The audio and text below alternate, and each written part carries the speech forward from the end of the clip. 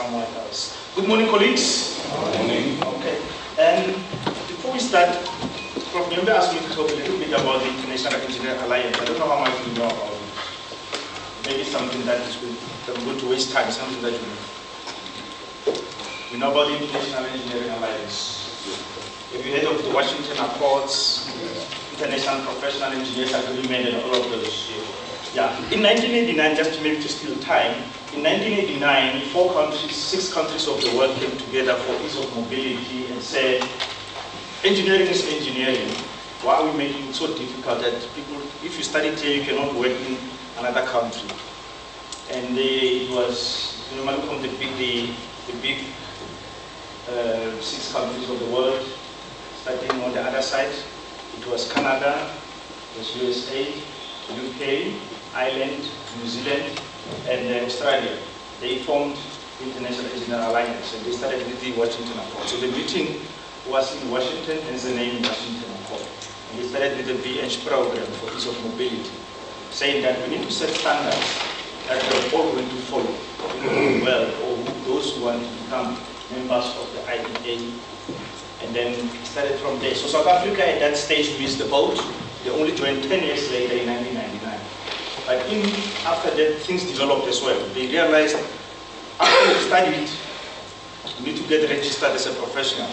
And where do you go? There must be a home as well. So for an accord, educational accord, what happens with the agreement? And they formed the International Professional Engineers Agreement, which is IPEA. So South Africa joined when it started in 1997. 89, 97, they had the equivalence. Study, get registered professionally in that agreement. It went on, I might have to get the dates correctly, but the Sydney Accord came through as well for the technology program, which is the Bachelor of Engineering Technology or the BTEC. Equivalence to that, they wanted to have a home as well.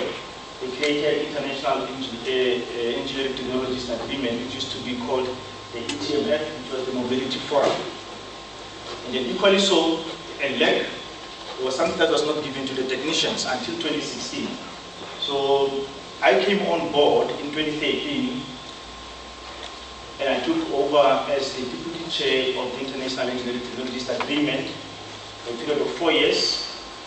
And then in the process, in 2014 we had a meeting as well, and then it was that, but something is missing. What happens to the technicians? We started developing ideas and issues that they need to have a home as well. And that was finalized in 2016 that we started with a home for, but the accord was the Dublin Accord was there with the technicians, but there was no home for registration. And started with AA, which is the agreement for international technicians agreement. So it's equally so. But there's another one, which is the 4th one, which is for the Asia Pacific countries, all those countries that are in the Asia Pacific. So by virtue of a geographical location, we are excluded.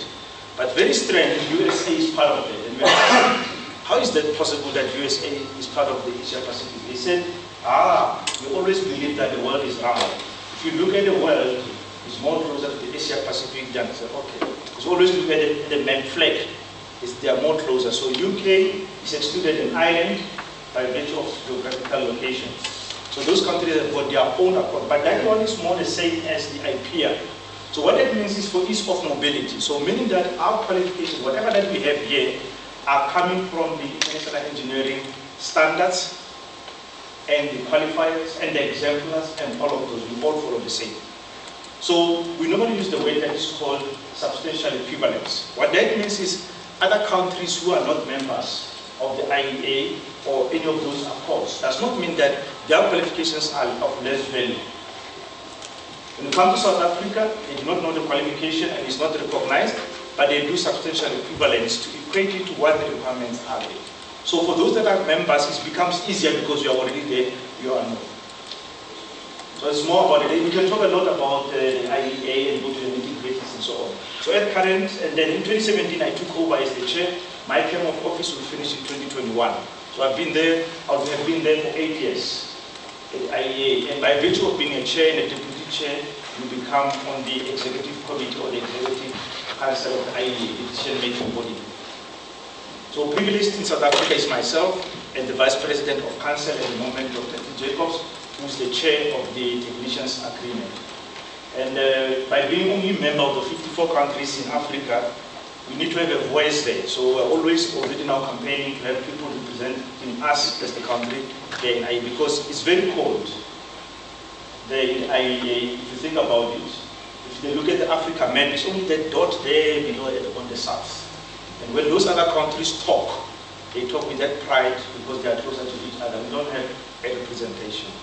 So I never thought like a rural boy like myself one day would be there. So by being involved in this, you too also can also serve on those, and we need more representation. So, but it starts from here. You must have done some of these accreditations at home. You must have done registrations, and so on and so on. Okay, Prof, I think I covered a little bit towards that. And on this training, it's normally planned for full 2 days, but you made our life more easy because you've only the diploma, as Prof said, and the advanced diploma, and the postgraduate. But the Engineering Council only accredits the base qualifications. The other ones are add-on. If you need them to be used for registration, then they will develop the standards for that. But we'll see how far we go. We can go as far as we can, and maybe tomorrow we'll finish earlier in the morning, but it will depend on how far do we go today. But what I like is an interaction section. You see, there are homeworks as well, scenarios here whereby I will be asking questions to avoid that you sleep, so that we can all participate. We had a training yesterday at Ecsa, but somewhere else, and then they were very clever. They removed the chairs because they said people bring laptops, people bring work, they never concentrate. And people were complaining, where are the tables? I said, no, but you don't need a table, you need to concentrate on what is happening. Okay, so please people, as I go along, don't be afraid to stop me and ask questions for clarity and that we answer. Because sometimes if we say at the end, you might forget. Okay, so to make it easy, I don't want to stand in anyone's way. Are you able to see that? So I'll stay here. I hope this is going to work from here. And the other thing you will see here, it says Accreditation Training Guide for Assessors and Providers. So at this point in time, you are the provider. But equally so, you see it all goes the same. But in here it says red page numbers are specifically for the assessors. When this was prepared, it was difficult to divorce or separate assessor and this. They're mutually exclusive. And he said, it's fine. When we talk about this, we'll let the audience know. And some of you might also be assessors here, so it makes life easy. And equally so that as a provider, you'll know what are the assessors expecting from you. That's what. Give me the mic. So don't worry about the date. They said we must keep this. This is revision 4. It's easier for the Engineering Council to know when this was revised. If you put today's date, they'll think it was revised today. You see, when the next revision comes, they put the date when that was revised. Because this is generic that is being used. And they say Ecsa policy and procedures documents present over any information supplied in this presentation. And I just brought a pile of all the E-series documents. We've been involved with the Naked 151. This one is too thick. And this is the new one, all the E-series documents that we have to go through. But some of them are not applicable because we also have the BH, the BH, and so on and so on. But there's a lot that is in here that needs to be referenced to in reading. In simpler, if you can just do not forget, the E documents at Ecsa are for education, the R are for registration. Like you see, E01P is the policy that overarches anything to do with education or accreditation. Then you've got the E02 documents that have got PE, PT, PN, PCEP, SC at the end. Those are the standards for separate. Like for now, you've got a diploma, surely you use the E02 PN when you're doing the calculation. And then you've got the E03, which is the criteria. That's the critical one because all the criteria for accreditation are in there. But anyway, you'll know them by heart as time goes by because we use this on a day. Like today, yesterday I was saying, I don't know if you know about Prof. Lumumba. Those who are from Kenya will know about him. I like his quote. He used the word hygiene for some African countries. I think we need to clean Africa. So this is where it's coming as well. I need to clean myself yesterday because I was doing registration presentation, the R documents. I have to switch over to the E documents overnight. So if I make a mistake and refer to the R, please pardon me. Now, Prof mentioned something as well about the totally different mindset.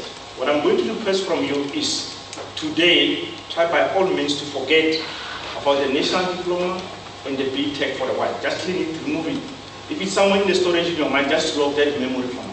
Forget about it now. Because people make a mistake and say, hey, this diploma is replaced by there's no replacement, totally different. The naked 151 you did not know was content-based. Content-based meaning you can have 5 questions and they all count 20, 20, and then 50% you pass. I answer the first 2 and half of these I pass. I don't answer the last one. That's content-based. This one that we are doing, you need to, when I say you, I mean the students there. The students need to achieve the attributes. So it means they need to achieve the attributes. I'm not using the word pass. In the previous one was pass. In this one, they need to achieve the graduate attributes. So it means they have to do all the questions. That's the total. So we are, with this one, students are forced to learn, are forced to learn. So that's the total difference about this new setup. As Prof said, the BH programs and the traditional Ministry of Science universities have been doing this for so many years. So it's not something that is new.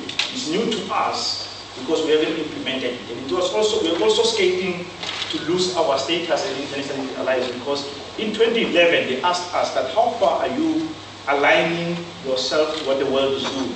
Moving from the naked 151. We had to request time because we use the blame CH takes long to approve, stuff like this to get the IP and so on and so on. Hence last year when we had DUT, we had the internet, it was our review year.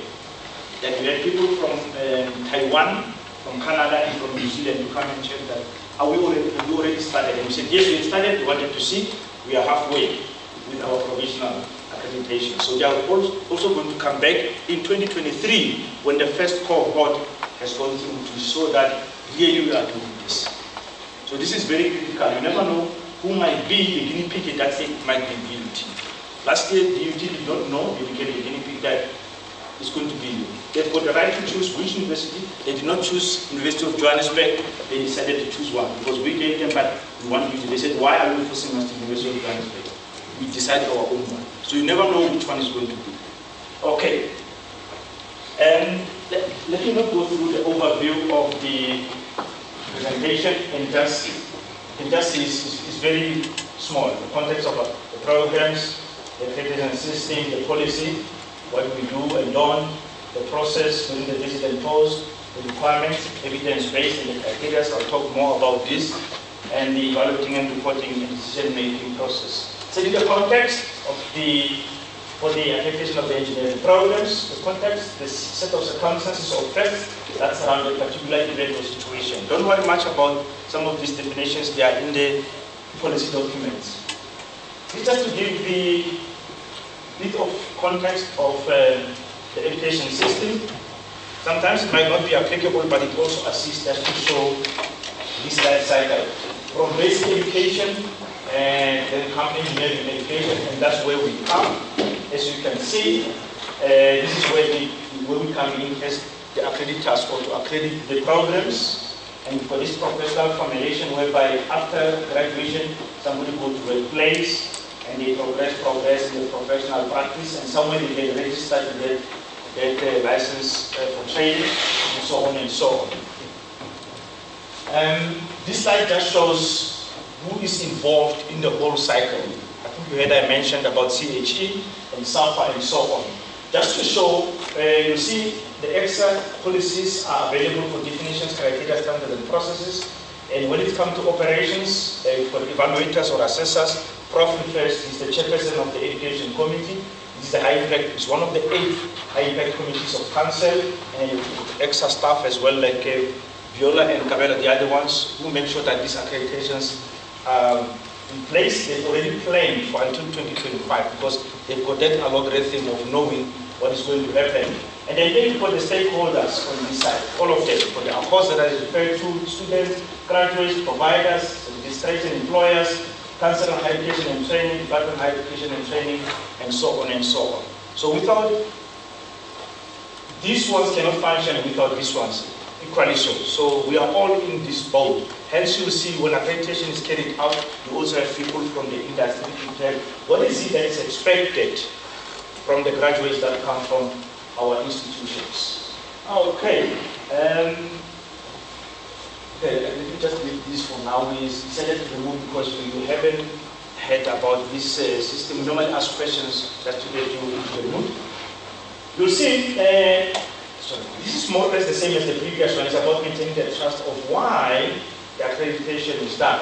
So the best practice, the accreditation agency should recruit and select highest quality volunteers as program evaluators with competencies, technical career in the field of the program being evaluated, effective at communicating, interpersonally skilled, team-oriented, professional in the approach, organized, and proficient in a program evaluation. This is ideal, but we never find the ideal. Like, we find that one of these is missing from other people that we normally deal with. We are human beings, we are different, we need our own ways. Test of success program evaluators, volunteers must be seen as peers by the institution whose programs are being evaluated. We normally find this situation whereby we've got conflict of interest or others do not understand why a particular process is done. It's not about how it's done at my institution. When I come to VUT, it's about how VUT is doing, and we follow, we compare, we use the yardstick of the policies. Some of the people get into the midst of this, forgetting that it's a peer review judgment. You are reviewing your peers in the system, and they bring their baggage into the system. No, but at my place, we do it this way. There are many ways of doing something, and you get this same end goal. So we always want the people who are involved in the system to guard against that. And hence the institution has got the autonomy of doing things the way they want to do. We normally, when we get to this, and I'll talk about it very often, we use I normally use a duck test. You know, a duck, the babe. The babe, he said, if it quacks like a duck, walks like a duck, looks like a duck, then it must be a duck. But VUT cannot, for instance, say, you know, our duck, if it does not eat for 5 days and eat on the 6th day, it becomes an ostrich. Then there's wrong with the duck, or the ingredients that you give to the duck. You follow? Well, this is saying, if you've got an engineering program in civil engineering, because I'm from the civil engineering background, it must have some commonalities of civil engineering. You might miss one, but those basics must be there. Now, if it does not have them, then it's no longer a civil engineering program. But I should not say you must do it like we do it at my institution. You get where this is coming from. And hence we prepare the institutions or the providers in this case that when the evaluation, the accreditation is taking place or evaluators are here, you need to defend your territory of saying, but we followed 1, 2, 3, we comply with the criteria, this is what is in place. Okay, this is more about the training ground rules. As you can see, it's about the standards, policies, procedures, and by the book. We have critical examples. Neither the accreditation nor the visit is the forum for contestation or improvisation about the system, like what Prof was saying, because normally it becomes, people do not do the accreditation, it becomes directive and test at that stage. Other questions will come that are outside this boundary. We normally take the questions to the engineering council. Many times what is strange, when we do this, we did this nationwide last year across the country, but for the providers so that they can come. We realized that many questions are for registration and not for accreditation. So people say, yeah, but I've applied at Ecsa, the past 6 years, they haven't responded to me, Ecsa is taking so long, but we are here for accreditation and education. But there's nothing wrong in asking that. So if those questions come, don't be afraid to take them to the office. Perceived defects and possible improvement in the system will be noted and fed into the continuous improvement process. As you can see, this is the revision 4, started at revision 1. So along the way, you know, those brilliant ideas that you have, that how can the system be improved, are accepted. We really appreciate that positive criticism. So do not be afraid to bring this into effect. What you normally don't realize is that our children and the generation that is coming is going to pass through this stage. If you don't improve the system now, we are being unfair.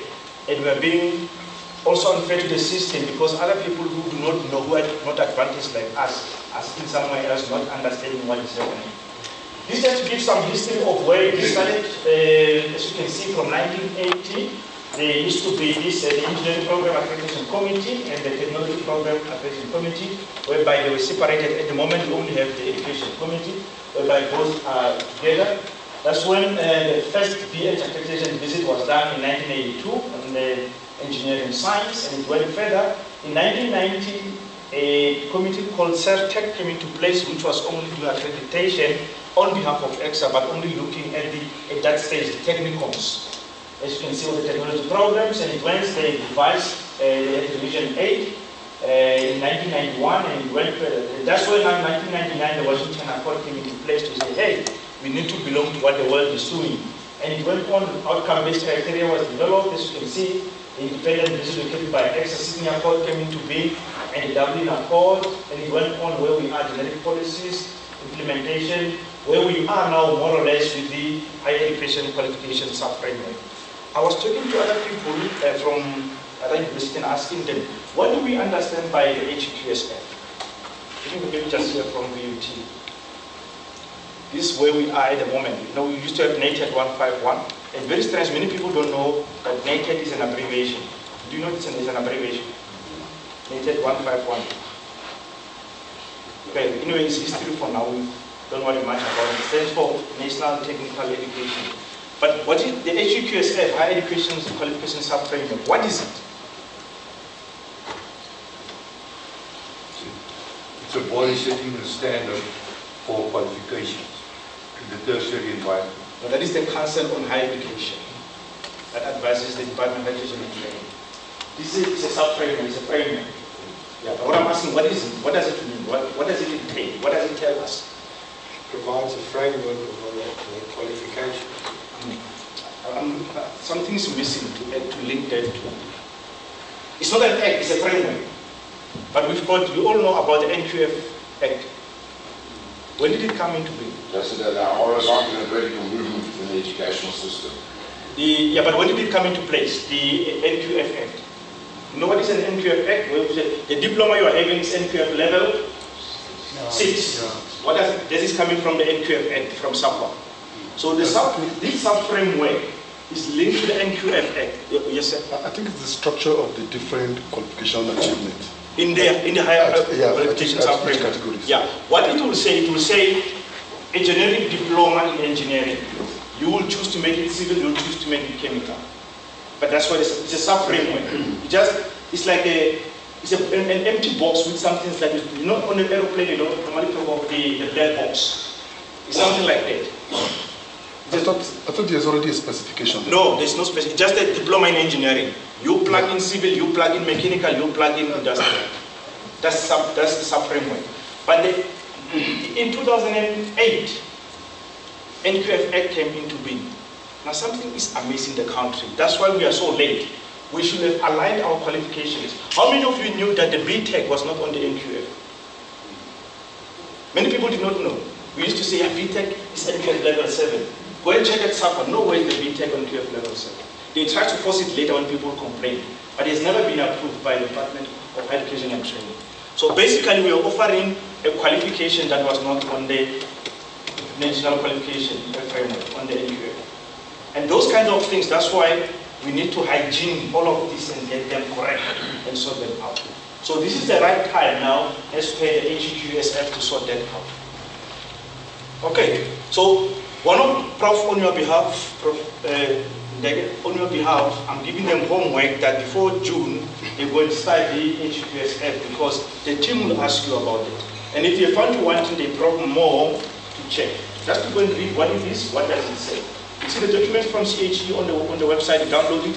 It has got all of those. They give like MBA, generic. Then you'll find MBA whereby they focus on marketing and finance and so on. It's just a framework that what must entail, the basics. Clear? Great. Okay. And then that's what we are at the moment, and they develop the EO2P documents and revision 4. And so it's a continuous process. Let's go. Yes, sir. Sorry, sir. What does it mean, HEQSF? What does it mean? But that's what I was asking. I can just tell what the word stands for, the acronym. Acronym is Higher Education Qualification Sub-Framework. But that's the homework I'm saying. Go and read it and study and know it. Yes. Okay. It's coming in June. It's coming in June. Yes, they will start tonight, Prof. Still more time. We normally force students to do the same, so they are now the discipline. Okay, great. Okay, the relationship with CHE, let me not go through this. This is just, we normally have this of ways that in 2008 and jointly. Now, there's something that people miss when they talk about this. They say, yeah, but do you have permission to do this from CHE as Ecsa? Apart from that, in the Engineering Professions Act number 46 of 2000, section 13 gives power to the Engineering Council that during the time of council, they must conduct accreditations in their 4-year sitting. And over and above, it refers to Act 101 of 1997, which is the Higher Education Act, sections 5 and 7. Section 5 is about accreditation that is done by CHE on behalf of Department of Education and Training, and then below that, section 7 refers to quality assurance. That's where the Engineering Council comes in. If they go to health, CHE, they ask Health Professions Council to do that. If they go to law, they ask the Law Society of South Africa to do that for them. If they come to engineering programs, they ask the Council of South Africa. So there's no need for a memorandum of understanding to be signed because it's already in the act of the Engineering Council of South Africa. Clear. In the past, they used to have the act, and Prof, during because I was on the previous council, we advised the president and said, but there's no need to have the MOU. It's already in the act. And many people were not aware that, no, there's no need. In fact, the act is forcing CHE to recognize the Engineering Council to carry out these accreditations. It's already there. Okay, so let me not bore you much about this of what happened up to where we are now, and so on, and go on the greater details. Okay. Second exercise, we call it the first one. It says, a member of the department of staff claims that the program must meet general academic requirements prescribed by the CHE in addition to those prescribed by Ecsa. And that this conflict, how does the team handle this claim? We come to VUT, you say, no. Our programs have been accredited by CHE. Why do you still want to accredit? How should this be handled?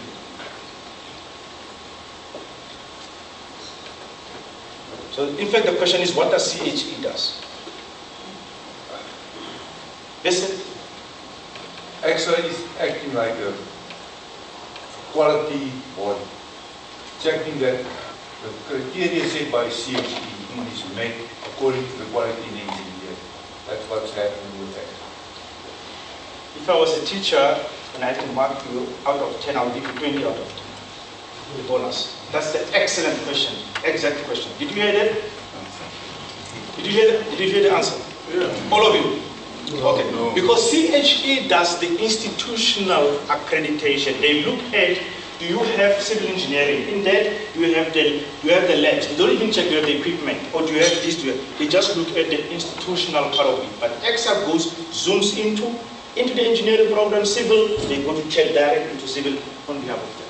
Thanks very much for those are the questions that, as you can see here, some will have posed those questions to you when you put accreditation. We need to know these things. Okay. You're doing very well. Background to the accreditation of the programs, engineering education programs. Now, they were also saying, other people, but we're not supposed to use the word accreditations, but it's in the policy of the Engineering Council. Section 13 refers to the powers of council with regards to engineering education. It is there. You can go also and check it on the Engineering Professions Act. It says, now, it's an accreditation of a program, not the institution. Are you all aware? So, Ecsa will not say, we accredited Value University of Technology. They will say, we have accredited diploma in engineering, civil engineering. Because you might find another diploma in engineering is not accredited. So when you say VUT, it means everything is fine, and you find it's not. So it's an accreditation of the program. Is it clear? Now the question is, what is a program? Because there's a difference between a program and a qualification. Did you know that? What is a program?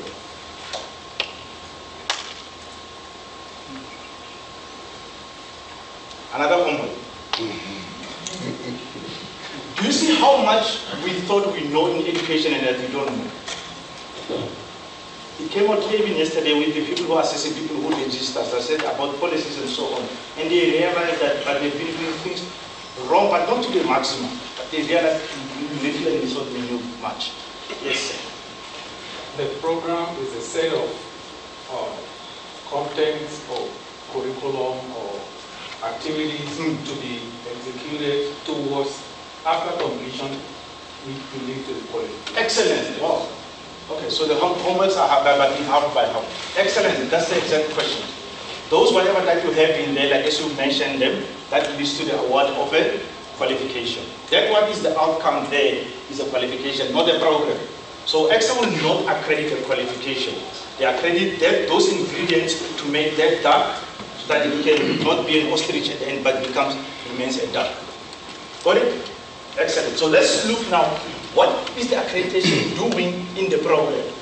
The formal recognition awarded qualification of training program through a quality assurance procedure that it meets criteria laid down for the time of program. So for now, we're going to look at the criteria. So criteria, where do you find it? The Ecsa standard. Yeah, which one? Let's say for your diploma in engineering, which one is that? Which one did you use when you calculate, when you were doing calculation? EO2PN. That's the qualification standard. For the Ecsa, the process, they use EO3P document as the criteria when you carry out. But for you to lay down, so if a qualification, somebody comes to a qualification and say, my qualification is from somewhere else which is not recognized by engineering council, when they come to BUT, and you do substantial equivalence, you use that your program, your qualification must be substantially equivalent to our criteria. You get it? Okay? There are many of these ways that if you don't answer correctly, it happens a lot in accreditation. That words get misinterpreted and you give wrong information to the assessor. By the way, I started doing this work for engineering council in October 2006. So I'm giving away my age. You can just gauge my age. Young man problem. Okay, so the quality assurance procedure is that what is going to be used, what we're going to talk about, that how do you meet the criteria laid down. So that's what you have now as the standard, the EO2PN. Let's check what is it that you will need to make sure that you maintain that correctly, maintain it as it goes to lead to the qualification. And that is the accreditation. Is it clear to everyone? Excellent. Okay, and as you can see below on the slides, there are always reference documents where you find the information with regards to this, so that you don't get lost. Okay. Now these are the documents that you find the Ecsa accreditation system, as we spoke about. You see the EO1P, the background accreditation process, and then just let me go on this side on the upper one so that I can leave. This is the registration. You can see equivalent to that one is EO1P registration, accreditation. And then you see there where we are now with the standards.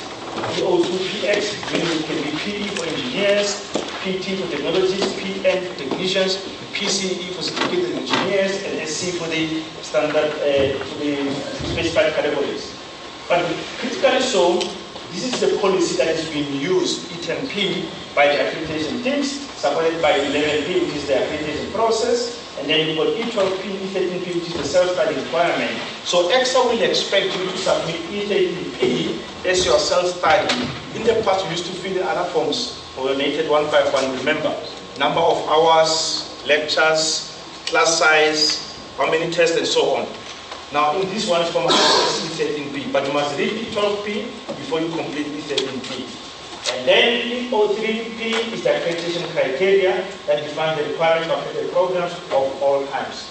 And then from there you can see this is used by the reporting team. E14P is for the visit leader, and E15P is for the teams. And you also have an appeal process as well as E16P. But in front of every Ecsa document, this part is shown on. And what I like, they also say what do these documents do, and the flow diagrams as such. Clear to everyone? Okay. This is just to show the revision of where we are at the moment. You see, if you go to CHE document, if you go to the CHE website and check. Have you checked that as well? Good to know. Is the standard for diploma, because you've got national standards and you've got the standard set by Ecsa for registration purposes like we are. At the moment, I'm just going to pose a hypothetical question. Is the diploma in engineering a national standard from CH? The national diploma is. No, I mean, so I want to say the diploma that we have now. The diploma that we have now. No. No. We're working in silos. Every University of Technology is a silo.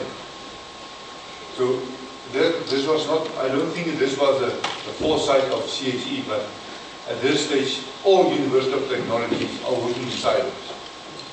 For the new qualification, talking new. Yes, yes. Okay.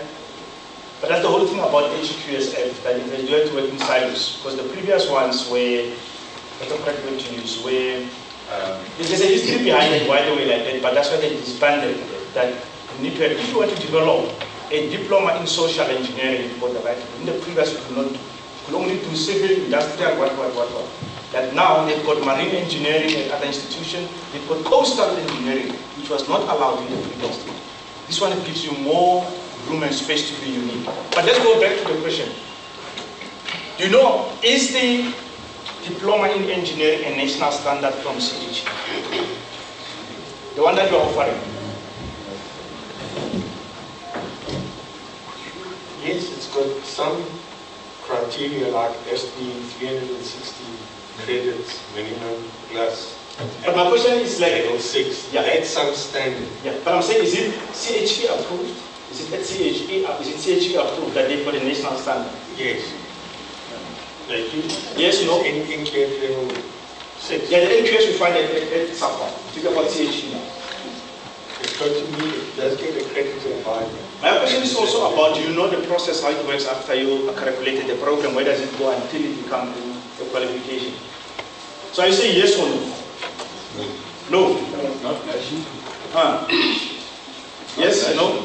No, it's definitely not national Yeah. because You'll be shocked that it is only in engineering, new programs, the diploma that is a national standard. So you're more advantaged. Go and set the CHE website. It is only the diploma in engineering that is a national standard. BS texts are not national standard. They're not yet approved. They're still a draft.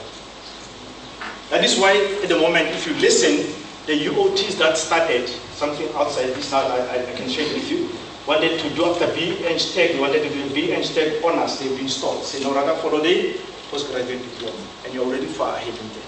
So Ecsa is now developing a standard because CHE does not have for accreditation that leads to a certain registration. So your diploma in engineering, you can even go to court and you will win the case because yours is the only standard that has been approved by CHE. Go and check the website. If you go to the CHE website, you go to where it's a focus area, you go down the road menu where it's a national standard, click there. What they've approved up to so far is only the MBA, the Bachelor of Social Work, and the LLB, the lawyers, and the diploma in engineering only that have been approved. Others are all drafts. So the BEng Tech that are being offered, somebody can challenge. That's why they are using the Ecsa standard, which is incorrect. Because you must first study the national standard and come to this later once they see, because the process is the same. CHE, you go there, they say, did you get Ecsa endorsement for registration? You don't start with Ecsa, you start with the other way. So we need to know these things. So the diploma in engineering is a national standard. It's approved by CHE, not in a draft format approved. Okay. Anyway, let's get on. The purpose of accreditation system, the accreditation system shows the public, students, employers, funders, and other stakeholders that the program fulfills the key purpose. You see, we'll talk about this. Namely, to provide a graduate with the educational foundation for engineering in a stated role at the professional level, and teaching, learning, and assessment processes that are effective. So now we'll focus on this to see when it gets to the criteria. There are only 4 criteria in this new system that we need to know about, that we need to look into. Educational foundation, a coherent body of knowledge, and I think when you do the calculation, you remember that coherent knowledge of the credits. You still remember them? In diploma in engineering, how many credits at the end? 360, you remember? How do you get to the 360? You've got natural science, mathematical science, you remember? That is the knowledge profile. Hey, you forgot. The questions will come from the assessors and say, we see the credits here for maths, we think they are very little. How are you going to defend them if you don't know these things? Excuse me. Yes, sir. Who's going to answer those questions? The assessors. I mean, who's going to answer those questions? Who is expected to answer those questions? You as the institution. Oh, not everyone as a. I mean, who's the target individual that is answering these questions? No, it will be the assessors asking the institution. When I say institution, I mean all of you. They say they will come. In which program are you? Randomly. Yeah. But in which program are you? Mechanical. Yeah, you'll have a team that comes to mechanical. All right. So they will take and say, we suspect that you have what modules do you have for subject? That's one. Mechanics. And say mechanics. You've got, let's say, 14 credits. They say, but how did you arrive at 14? We think it's too little or it's too much. You know, things like that. Just to check, how do you pack your credits? And what do credits mean? We have it here, but what I'm saying, I'm trying to synthesize you to be prepared to know what is happening in your program. Maybe a follow-up question on that one. This looks to me a little bit paperwork intensive here, because I see all the EP something, and who's working on those particular EP forms? Because initially, as somebody presenting a subject, I'll look at the content of my subject, make sure that it aligns to whatever that was expected. I make sure that my tastes are there, everything. But right now, it looks like kind of a, let me please take the word, clerical, too much intensive paperwork. Yeah. And no, it's not. Who exactly is Can I doing assist? that? Can I assist you? Were you involved in the calculation of the new program? Excuse me? Were you involved in the calculation development? Somewhat, yes. Yeah. If you remember very well in there, you had module descriptors. Yes. What did you write in the module descriptors? You remember? Yeah. What did you write? You'll have 2 that. tests, you'll have so many books, you'll have all of these. It's just a copy and paste from there to the E13P document to Ecsa. You already did that. Now the catch will come there, because you normally hear this, and when I ask them, oh, okay, now we know. So the work is done already, just copy and paste. This problem. Yes, thanks, Thomas. I think this question is, especially when you have to send the self-evaluation form, Yeah. the EE and the E13P, Yes. is asking, is it one document or is it for every module? No, it's one document per program. And who fills it? Well, you decide. Yes. At the institution. I think that is his question. Yeah, but that is more internal, but it's one document. For instance, like the way you used to do with NATED 151, which have been one for BTech, you've got 3 BTechs as they are, 1 for diploma, same. But the work we have done, actually in the previous one, it was too much work because we never had anything like module descriptors. So this one you already had. From that what you submitted for calculation, for the program to be approved by CHE, you used it. It's there already. And now people say, yeah, but we realized we had too many tests. Currently we have 4 tests instead of 15. What's wrong with it? Then you submit what is current, what is happening. Because that's what the team will see on the ground. Remember, when everybody started, people thought it's combining the diploma and the BTech to make the BN Tech, which was not. Many people made mistakes, and we saw that when we were doing this kind of trainings. But reality comes into mind and say, but oh no, now we need to do it correct. So now we change that, what is there? There's something wrong. So that was used, yes, the program is approved, but now we look at reality, what is on the ground. What they will see in your subject file when they come now is 2 tests, not 15 tests that you submitted for approval. But the information is there in the module descriptors. There was a document called, I think, CSME 11 something. You remember that thick one? CESM. That one, information is there. You already have it. Unless if you did not keep a copy, you gave everything to CHE. But that is what E13P is asking. Is there already? You have it already. I normally give the tips like this, that as an HOD, I mean, everybody has to do his, then you know your subject matter better, isn't it? So the better is that you submit it, you fill it in yourself. The HOD can compile all of those into one or whatever, but the expectation should not be from the HOD because it's not a subject specialist in your field. And that's why normally many institutions go wrong. That everything HOD, and we forget that accreditation is for the whole institution, for the department, not for the HOD. It's also an employee that is just managing the department. So work is done already. So the stress has gone down.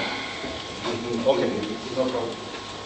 Anyway, we spoke about an attitude preparing a person for undertaking training and experience towards attaining competence for independent practice. Now, competence will come from where? From the graduate attributes. We'll dwell on that. As you can see, all of these words that are key words here, we'll go to them. And I'll always refer you back to where we started. The reason why we don't want to give this information before we come is that we want to test that what is it that we have done that is aligned. Is it not? You still have time to correct that. When your accreditation comes, you are in line. Is it clear? Great. Okay. Exercise. Where can we find more information about the current body of knowledge referred into the unofficial definition of educational activity?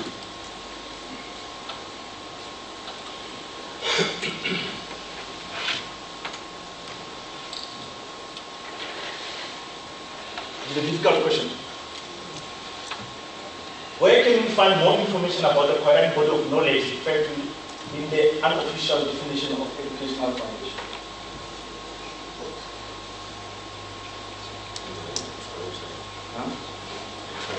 No, but the one that you had, remember when you did the, you just CSMM and all of those documents, you have it already. Yes. So it's also, this is also preparing mind-wise when accreditation comes to know where to find the information. So you see the importance of this to happen before the accreditation comes. So it's also synthesizing to prepare your mind-wise not to be shocked when the assessors are here. You have it at your disposal, this information. So that calculation that you did, you have the information just to compile it as per E13B document accordingly. Great. Okay, obligation of authority to accredit. As I said, Engineering Professions Act, so empowers Ecsa to conduct accredited visit to providers engaged in engineering education, but to prescribe the minimum frequency of visit, as it said, one visit per the council can conditionally or unconditionally grant, refuse or withdraw accreditation to the programs in engineering and so on. So for instance, the requirement is that for a very new program like the one we have, the accreditation has to come when 50% of the credits are complete. So you'll be halfway after June, isn't it? Or when are you halfway? In the middle of the diploma. We're almost. That's why, so you pass that. At least that is why Ecsa is not coming at the end, but once the 50% credits have been completed, then they come for what they call a provisional accreditation. And don't be shocked and scared if they say, they will never say you are not accredited. They will say accreditation granted with this that needs to be put in order. What you must worry about is the final one where the first cohort will go through. And I always say to institutions, just ask Ecsa, which Ecsa to check everything, that when they leave, everything is ready so that you can correct. Because if you are fooled that everything is fine, come the real time there, then you're going back to square one. It's better they come halfway, correct everything, that when you get to the first cohort, everything is done. And don't hide, ask questions as well, be involved in the accreditation process as well. Okay? The objectives of the accreditation of engineering programs: determine whether the graduates meet the requirements for registration as a candidate and the educational requirement for registration as a professional in the relevant category. And this comes into, in your diploma, how many modules do you have now? Yeah, in yours, what means it? Yeah, you can have 45 and say history of VUT, history of Van der Been Park, and all of those, but those are not engineering related. So that's why Ecsa will come and say, we only zoom into the engineering ones that will lead to registration in that category. Now CHE will look at the overall, that's what you submitted to them, isn't it? That's why you submit to CHE, then you go to Ecsa for endorsement for registration purposes only. That's what the difference is. So nothing stops you to package it with other things. Socialism of VAL, knowing about the VAL environment, you can add those, is fine. But Ecsa will only look at those that meet the requirement for registration purposes. Okay? Establish whether the graduates of a program are ready to enter engineering employment and are equipped to continue learning throughout their careers. You'll see graduate attribute 8 and 9 refers to this. And again, that Ecsa will be, when they do the training, they will look at, are they equipped as per the graduate attributes, that what you promise they will get, will they be able to apply in industry. establish the international comparability of engineering education programs under agreements which Ecsa is signatory. Those are codes I was talking about. Assures the public of the quality of the program and encourages improvement and innovation in engineering education in response to national and global needs. One of the things that we must always remember, these institutions are national assets. They are not owned by government. That's why institutions are not parastatals or department of government, but they are funded by them, they are subsidized by them, but we who are working in them are the ones that must carry the mandate out and make sure that these national assets are protected and do what they're supposed to do.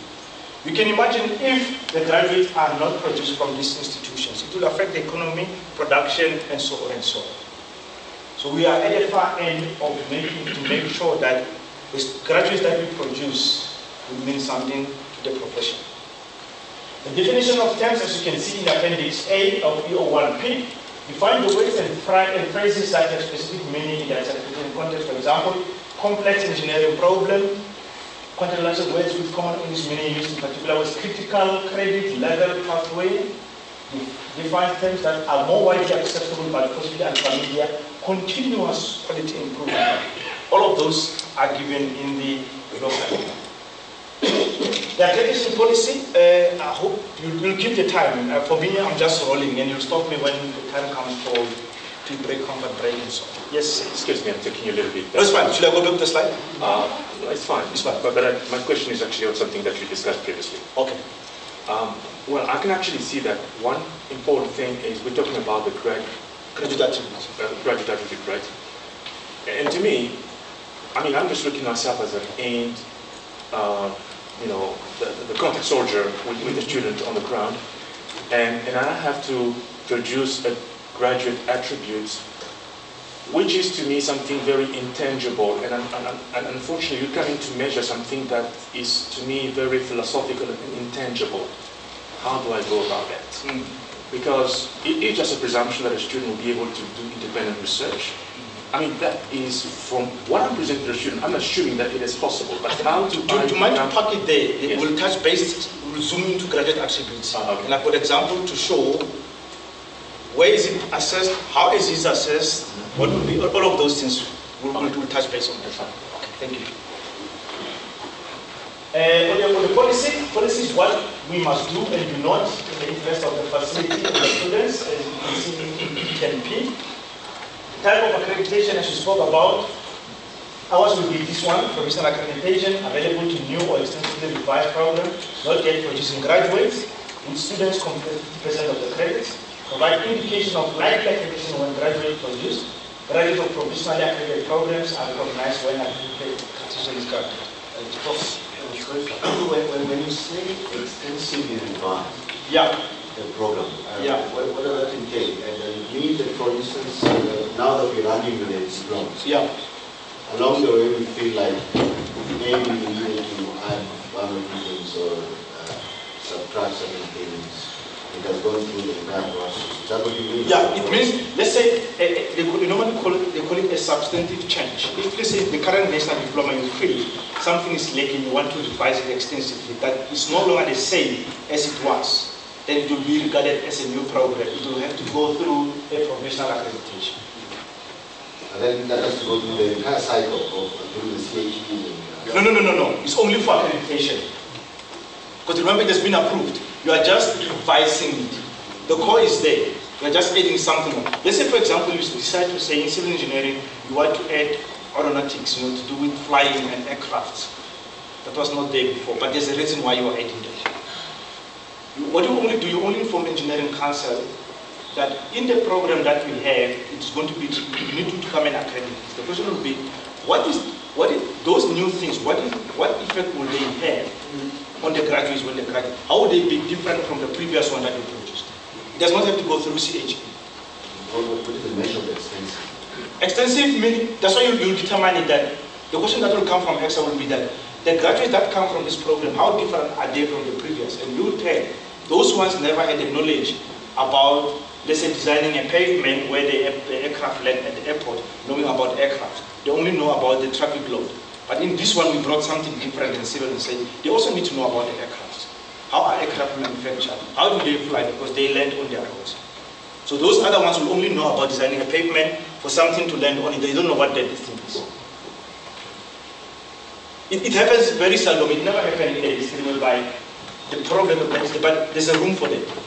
That if you decide to revise it extensively, change it from the current, then it has to be treated as a new problem. Okay. So this is what we got. This one, I mean, it's just the accreditation, the unit that we spoke about. But this is where we are now.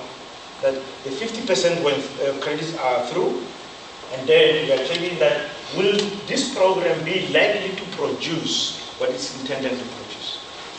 Sorry. So I'm taking back to that extensive edition. Yep. I'm thinking, for instance, the current situation that we are in. You find that a BTEC, let's say in structural or in mechanical or in water, certain technologies will be the same, but the content is changed. That's why you find that at times we credit subjects from other institutions. And a lecturer is given a leeway to have, let's say, 20% change. Now, how does it come in here? No, that one is it's not an extensive. No, it's not extensive. If I change 10%, another 10%, no. The 10%. Yeah, that is allowed in education. Yeah, 20% of the program you can change without notifying anybody. That is fine. But the extensive is that it's now totally different. That's why it comes to the people coming out of the people coming out of the program. How are they different from the previous? Remember, with this we just say it's 1 or 2, 3 attributes that they never had, but there will be these ones without this, they'll still be able to function the same. Yeah. It's also upon the institution to say, do you find it extensive or not? Because the first question from Ecsa will be, what is it that you think is making this graduate different from the previous? You should answer that question first. Sometimes they find what you submit, they say, no, but there's nothing, it's not substantive change, it's fine. You can carry on as you are, even with those changes. Yes, sir. I think that clause there is just referring to what's a new qualification registered at SAP. Which one? This new extensively revised. No, this is only for Ecsa. Yeah, but even so, Ecsa will recognize this is a new program. Well, this is a program like our diplomas that are extensive change. No, it's not. No. It's a totally new program. Extensive is revised. It's on something that is existing. Okay. So yours falls under a new. That's why it's a new form. So yours is a new. It's totally new. It has never been offered. It's new. So this one is for the one that is already in existence. It has been extensively revised. Okay, clear? Okay, so these are the types of evaluation that I think you all know. Don't have to waste much time. Excuse me. Yes, sir. Sorry for lagging behind. Should I go back? No, just on the same. Please shed some light on constitutive nature of the program. I'm of the idea that a significant change, must have expression in grades, and therefore the notion hours. Yeah, but that's what I'm saying. So now, yeah. Now, suppose we did a change, hypothetically we did a change, but this change cannot be reflected in terms of quantifiable grades. How do we then talk about change? That's why it will come from you as an institution. Remember, you're asking that, and you have to answer questions that Ecsa will ask. And Ecsa will also do their desktop review on what you've submitted. And they will be able to measure, is this an extensive change or not an extensive change? But apart from you as an institution, the moment you request, you must have also done your homework, benchmarked that what is it that is extensive that has changed in that revision that has done extensively. Okay. Maybe I should paraphrase my question. A change was done, and this change probably did not constitute removal and substitution of new material to structure the program with respect to the required body of knowledge. So how do we talk about this change? In what form should we talk about it? But that's where it comes. That's why the question comes that you as the provider who did the change, you must first answer those questions yourself. What was the reason of bringing this?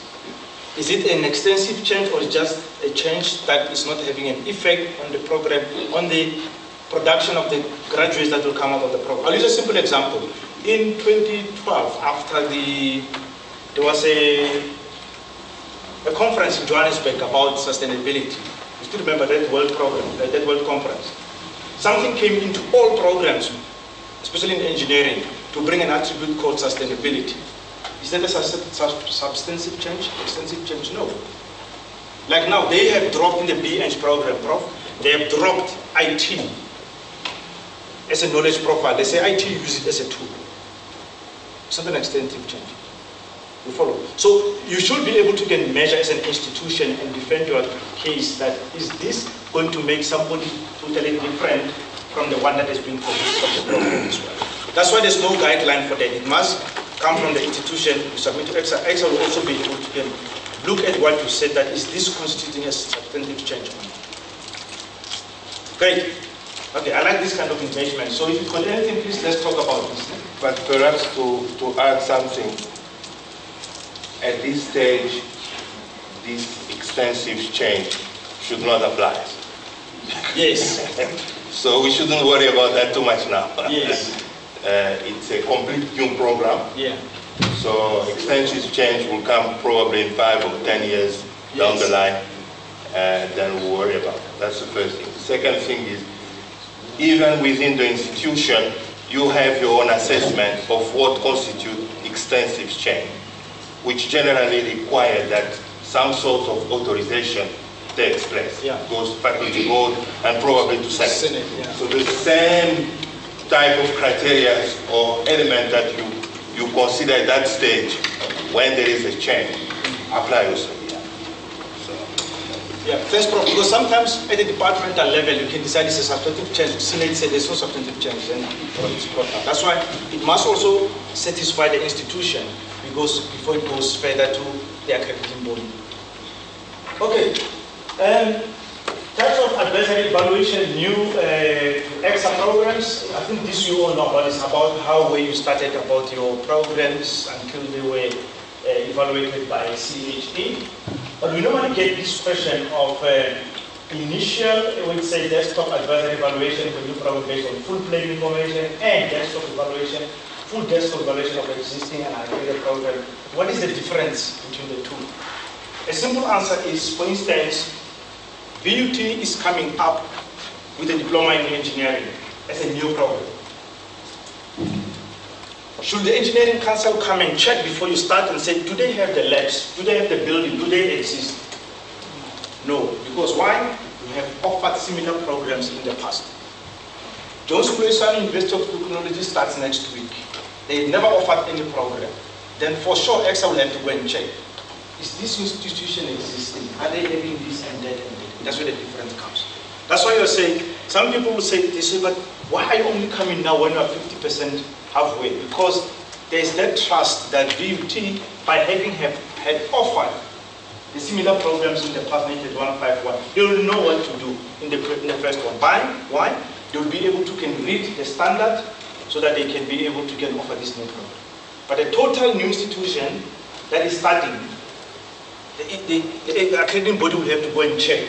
Do they have facilities? Are the people there? Are the lecturers there? Like, for example, I can use this safely. University of Zululand want to offer engineering program. They never offer them in India. So their engineering council will have to go and check. Because you've been offering humanities and economic science and law and so on. Do you have the facility for these new programs? Do you have the laboratories? Do you have the lecturers? And so on and so on. That's what the difference is. So for you, it will just be a desktop study. That's why even when you ask for endorsement, they never came to check it. They just believed in your document and everything went. You get the difference? Okay. Authority to accredit and delegate. Council delegates authority to education committee where Prof is the chair to grant or withhold accreditation. And that's where it comes. The teams that come here can only make a recommendation. And Prof can tell you, many of them have been turned the other way around. Because education committee has got the mandate on behalf of council to make a decision. Like another institution, we are going there in April, whereby the team recommended withdrawal of the program. It went to education committee, it went to council, that was overturned, other way around. So the education committee is the one that has been delegated the power to make a decision. The team on here will make a recommendation. Why, Prof, I'm saying this, Prof, Deck, is that when you see the report comes back, they are different. is because of they come from the education committee. When the institution, when the teams leaves here, they'll give a recommendation that can be amended or be changed so and so. Okay.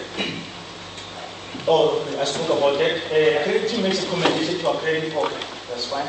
That's based on that. Recognition autonomy of providers. Notwithstanding Ecsa obligation to accredit the programs, Ecsa respects the autonomy of the education providers to design programs to satisfy the prescribed standards. As I said, we've got a prescribed standard, EO2PN, and then you've got the right to design the program. That fact that the DAC I spoke about. So in there, we've got 11 outcomes. If you bring the history of VAL, it's not part of the outcomes. You cannot say, no, we've got 14 outcomes, you brought history of VAL in there. It's not in the standard. But you can add that in your module, there's nothing wrong with it. So it's that DAC that we say. You cannot say, no, but for our DAC, it's going to eat meat from tomorrow. That it can become an ostrich. Then it's no longer that problem. You get the jinx of it. Okay. To develop teaching and learning processes to achieve the required quality, how you do that is up to the institution. You must just prove that it complies with the teaching and learning processes that are in the standards. To deploy adequate resources to meet these goals. A simple example on this one is, they normally talk of this ratio that is not proven, of saying one lecturer to how many students? 30. But this lecturer said no, and we spoke to Prof. Dega about this in the morning. No, this one lecturer has got 90 students. And Ecsa cannot say, hey, you are overloaded. The HOD or Prof. Dega will say, no, but this guy's been paid for each 30 students extra. He's hoping more about the programs. Before I'm making an example, I'm not saying that you must double they can say, hey, we need to be paid.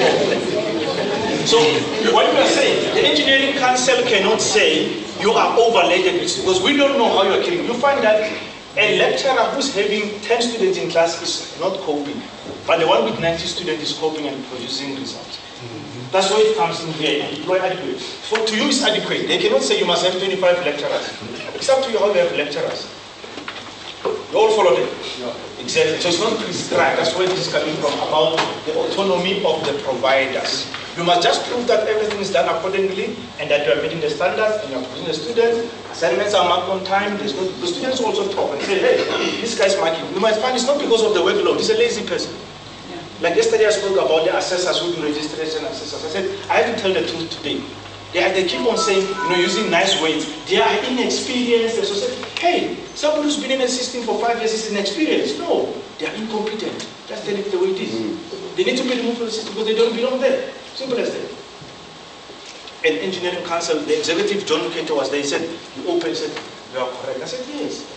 You are keeping this dead wood along the way. Those that are shining doing the work are not seen because the majority is this dead wood that you are killing now. Remove the dead wood. If you have to remain with few people, they'll do the work.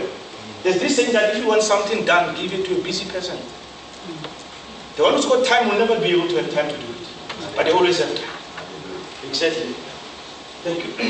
An important objective is to give providers space to differentiate their programs and to be innovative or to innovate. So you get the thing, because this is going to come as well. And guard against the assessors who will say, but at my institution we do it this way. It's not about your institution, about the standards. What is the standard say? Are you complying? Yes, you are complying. Okay, let's have an exercise. There's a team member from the assessors. On the first meeting, on first reading the self-study report, E13P, report on the program notices and withdraws to fellow team members' attention. A statement in the program say, okay, the physics 1 course has been removed and the content has been redistributed to other courses. On first looking at some of the course information in appendix 1 of the self-study report, it looks as if this might be the case, but it's hard to piece a picture together. How should the team follow up?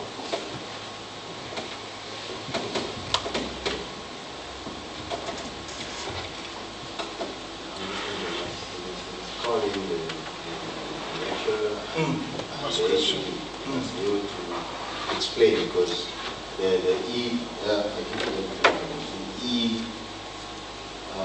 E13P is filled by both the lecturer and the HEQC. The HEQC takes control of any changes within the program. So if you picked up that there's a sort of an errata or a change, physics 1 course has been removed, the content has been distributed, you must now call in and ask them questions.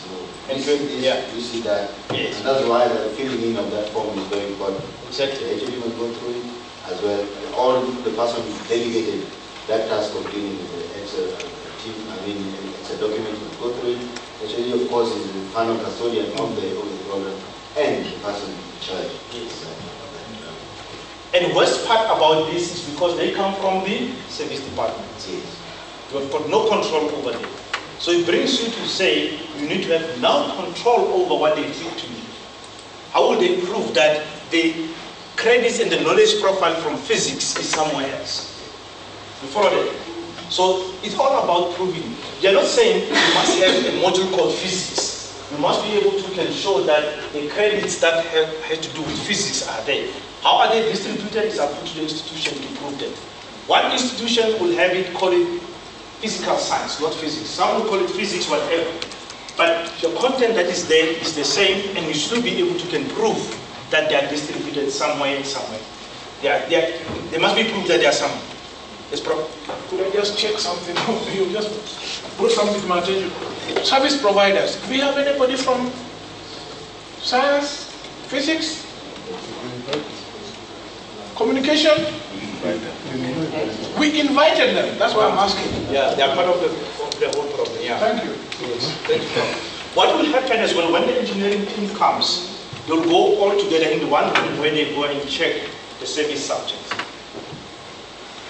So the service subjects are paramount, and they should know about following that methodology of the knowledge profile to prove those. Because this whole HEQC is not only for engineering, it's for the whole entire education system in the country. So please make sure that they are also in line. They mustn't say, when a team comes, say, hey, we've never been told that we are still on NATED 151, the way we've been giving the system. What this simply says is that then the institution will have forgotten the service subjects. Okay. As you can see here, remember we said the red numbers are more for the providers, but what I'm showing is what they are going to ask you, something like this, to as an institution. And I like the answer that was given by Prof. Ocheng, that it's upon the institution to prove that where that is. The subject or the module does not necessarily have to have the common name, but the content, if it's distributed. For instance, you said mechanics. Mechanics. Yes. You can have, say, over and above mechanics, I have 14 credits, but this one is 20 credits. The remaining 6 credits taken from physics, and you prove it. Problem solved. It's all about evidence to prove that where things are. Like for instance, as I said, at my institution we might call it physics, you don't call it physics, but the content is the same. Mechanics 1, some call it applied mechanics or whatever that you might call it, but the content you should be able to prove where those credits and that knowledge profile is distributed or where is it. Another one, on following up by email with the head of the program or coordinator, the team established that physics topics have been passed out to engineering courses. For example, electricity and magnetism to electrical circuits course. In the process, some topics have not been distributed. Optics and waves is one of these. There is still a second year course given by physics, which programs can include in their curricula that covers quantum mechanics, wave mechanics, and nuclear physics. How should the team follow up on this? It's the same one as we spoke about. We are saying it's not given now in the first year. There's a second year course that covers this, and you prove that problem solved. And what is very nice about the HEQC, it's up to you how you distribute when you give one. In the previous one, Math 1 has to be in the first semester, first year. Now what I like is not called Math 1, just called engineering mathematics. So it can be at any time. And that's the autonomy of the institution as well. You can decide and say, first year, we do all computer literacy, we do all communication skills, we do all of those soft things, and tag them out. Then you start with engineering courses. It's up to you how you pick them. Because you'll also get at the end of the program, isn't it? It's about the credits at the end of the day, whereby we never had in the NATED 151. So this is a much better aligned system of education, the one that is coming, because you can prove and you can find things wherever they are. It's easier now. In the previous one, you never had this thing of saying, but where are the credits? Where do I find what? How do I distribute? We're stuck with the way it was. And we're not saying it was wrong, but there's always room for improvement, isn't it? Excuse me. Yes, sir. On this one here. Apparently, we seem to promote mobility across institutions nationwide, across the country. Now, when people have flexibility to just realign things the way they want to, and then somebody could be coming from a different institution, maybe we postpone a few prerequisites because we think that given the particular flavor of our program, we're not expecting that to happen at that particular stage. But here comes the student now that does not. Don't you think that this flexibility is actually restricting that mobility somehow? Yeah, just that I did not want to touch on the history of the country where these other things came from. In the past, there was an engineer who will have 5 technologists and 15 technicians below. And who does the work? Technologist and the technician. The engineer never does, but get the highest salary. But it's the history of the country where that was coming. And you were stuck. That get more of the students to the technicals. Don't allow them to go. So they always shift the goalpost. If you check now how many students get into engineering programs at the engineering science university, I will not mention names. Very little. Because they don't want you to be there. They don't want you to belong to them. Push them rather to where? To the technicals. Students that are deserving to study there are not given that opportunity to study there. So with this new system, there's an articulation in the system. You can start at the highest certificate, you'll end up with a PhD. In the current system, it's not like that. How difficult it is for BTech students to go to engineering science programs. They have to start at 3rd year, 2nd year, you don't have this one. It's not about anything. You follow? That was the old system. That's why there was a run away from the old system that was prescriptive for a certain group.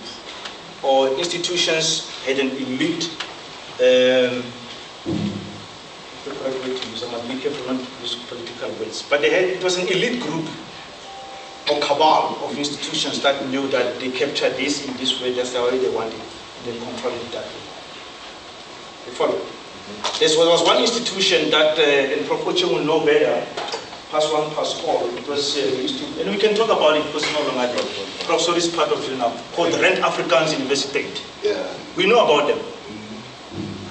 If you check many of the optometrists, where do they come from? If you check when they're from, Rao, all of them. And they will tell you they never failed. But those others who studied somewhere will fail and repeat and ask yourself, were they that big? And it's only a certain elite that was studying there. Languages were used as an exclusion as well, and all of those things, you follow. So that was a history where these things are coming from. There's a lot, I can talk the whole day about that, but it's not applicable now. So this new system is to allow that mobility in the program now, that we can start at the highest certificate, go to advanced certificate, diploma, advanced diploma, until you get to masters and so on, until you go through. That is the new framework. That's the new framework. That's what is more wider allowing. Yeah. Yes. Prof? Yeah, so in addition to the benefits, what I understood was also the mobility between institutions. Right? Understood. So, in all fairness, it's correct. Mm. Now, every institution has the opportunity to develop program the way they feel. Yes. They need to look. And probably there could be some difficulty when students transfer. Mm. So when you look at the enrollment plan and you look at the portion of those transfers, I don't know what they represent here at VUT, but it's a minimum portion. Mm. So, and unfortunately, they will have difficulty, but they don't constitute the bulk of the student. So those ones will have difficulty. Now, must we design program with the mind or thinking about the minority? No, we shouldn't do that. So, but you're right. There will be eventually difficulty. I know when we were designing the one for metallurgy, for instance, I didn't have the chance to speak to the head of the Department of Metallurgy, and we went, and I understand this divergent route. We chose the diploma, we chose the BHTech, And even if we had chosen the same type of program, I'm sure we would have had a lot of difficulties. But we shouldn't worry about the minority of those students. And it has been shown that the transfer is just so little that, unfortunately, those ones will have to adapt to this. Thanks, Prof.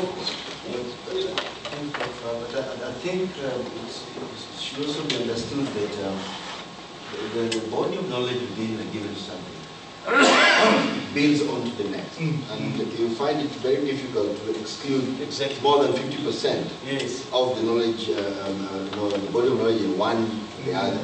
There must always be that alignment. So even if you transfer others to another module, even if it's physics 2, if the modules you shall have taken to physics 2 should be those that will not hamper the performance of the student in physics 1 and do all the subjects that are aligned to physics 1 before they do physics 2. And in any case, even as of now, when we do credit students from other institutions, even with the national qualifications, we sit check and look at, okay, is it just the title of statistics? What does it entail? And if there's no 70% crossover, then of course, there must be more than 70%. If it's less than 70%, we simply say. Of which we can use an argument and say, but this program has been accredited by the same body which is Ecsa, but you still check. Because it's your prerogative and you've got the autonomy to check, to satisfy yourself. So those students will not be disadvantaged. It's upon the institution to say how you accommodate them, like Prof said, and I can tell it's a minority. So they will come those, but you'll be able to check and have a look and say, where are you missing whatever? Do you start at a lower level and so on and so on? Ours is different from theirs, right? This is where you come from. But you'll find a way in doing so. Sometimes we've got a fear of the unknown because this is new, it hasn't been done.